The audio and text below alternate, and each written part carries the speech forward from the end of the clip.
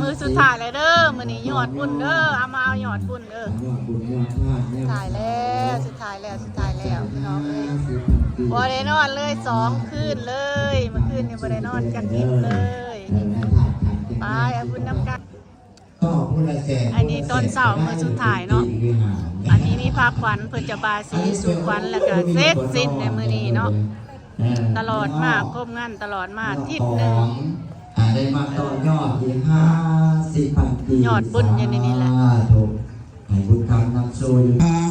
คุณบิดามารดาคุณปุญญาจานายคุณครูบาอาจารย์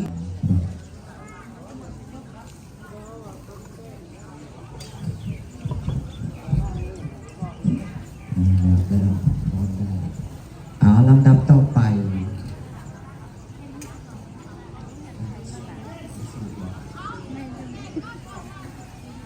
2,000เท่าไรกี่บาท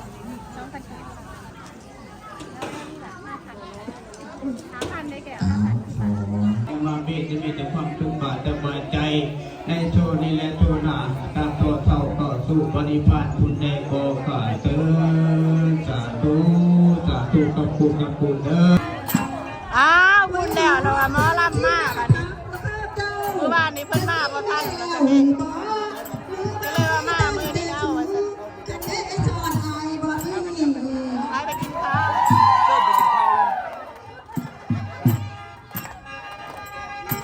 หมอลำนั่ง